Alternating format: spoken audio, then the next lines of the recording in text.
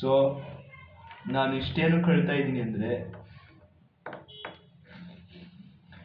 ನನ್ನ ಕೈಯಲ್ಲಿ ಜಡಬ್ಲಿ ಮಾಡಕ್ ಆಗ್ತಾ ಇಲ್ಲ. ನಾನು ಕ್ವಿಟ್ ಮಾಡ್ತಾ ಇದ್ದೀನಿ. ಯಾಕಂದ್ರೆ ನನ್ನ ಜಡಬ್ಲಿ ಬರೀ 316 ಮಾರ್ಕ್ಸ್ ಬಂದಿದೆ. ಅದಕ್ಕೆ ಇನ್ನು ಮುಂದೆ ನಾನು ಜಡಬ್ಲಿ ಮಾಡೋಕ್ಕಾಗಲ್ಲ. ಬೇರೆ ಕಾಂಪಿಟೇಟಿವ್ ಎಕ್ಸಾಮ್ಸ್ಗೆ ಏನಕ್ಕಾದ್ರೂ ಹೋಗ್ಬೇಕು. ಲಿಟ್ರಲಿ ಈ ಮಾರ್ಕ್ಸ್ ನೋಡಿದಾದ್ಮೇಲೆ ನನ್ನ ತಲೆ ಕೆಟ್ಟೋಯ್ತು. ನೀನೇನಾದ್ರೂ ಬೇರೆ ಎಕ್ಸಾಮ್ಸ್ ಟ್ರೈ ಮಾಡ್ಬೇಕಷ್ಟೇ. ಮೊದಲೆಲ್ಲ ನಾನು ಜಡಬ್ಲಿ ಮಾಡ್ಬೋದು, IIT ತಗೋಬೋದು ಅಂತ ಫುಲ್ ಕನ್ಸಲ್ಲಿದ್ದೆ. ಆದರೆ ಇವಾಗ ಗೊತ್ತಾಗ್ತಿದೆ ಜಡಬ್ಲಿ ಕಷ್ಟ ಅಂತ, ಎಷ್ಟು ಕಷ್ಟ ಅಂತ. ನಾನು ಇತ್ತ ಓದು ಇಲ್ಲ, ಇತ್ತ ಜಡಬ್ಲಿನೂ ತಗೊಂಡಿಲ್ಲ.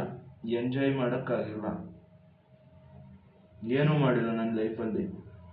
ಬರೀ ಕಷ್ಟ ಕಷ್ಟ ಕಷ್ಟ, ಅಷ್ಟರಲ್ಲೇ ಮುಳುಗೋಗ್ಬಿಟ್ಟೆ.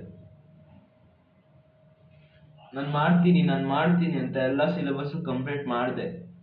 ಬಟ್ ಲಿಟ್ರಲಿ ಆಗೇ ಇಲ್ಲ ನನ್ನ ಕೈಲಿ ಅಷ್ಟವರೆಗೂ. ಇವಾಗ ಮುಂದಕ್ಕೆ ಏನು ಮಾಡಬೇಕು ಅಂತ ಯೋಚನೆ ಮಾಡ್ತಾ ಇದ್ದೀನಿ. ಈ JW ಅಂತೂ ಹೋಯ್ತು. ಲಾಸ್ಟ್ ಹೇಳ್ತಿದ್ದೀನಲ್ಲ, ಈ JW ಅಷ್ಟೇ ಬಿಟ್ಬಿಟ್ಟೆ ನಾನು. ನಿಮ್ಗೆ ಹೇಳ್ಬೇಕಾಗಿತ್ತು ಕ್ಯಾಮ್ರಾ ಮುಂದೆ ಎಲ್ಲ, ನಿಮ್ಗೆಲ್ಲ ಗೊತ್ತಾಗಬೇಕಾಗಿತ್ತು ನಾನು JW ಬಿಡ್ತಾ ಇದ್ದೀನಿ ಅಂತ.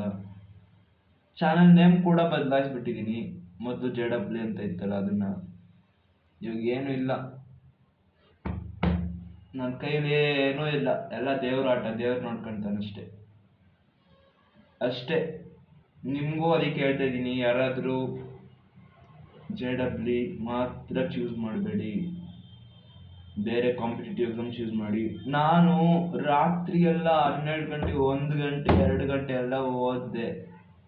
ನೀವು ಮಾರ್ಕ್ ಟೆಸ್ಟಲ್ಲಿ ಹೊರಟೋಯ್ತು. ಏನು ಮಾಡೋಣ, ಲೈಫ್ ಇಷ್ಟೇ.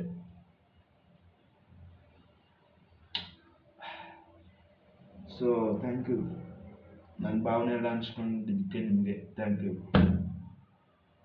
ಅಷ್ಟೇ.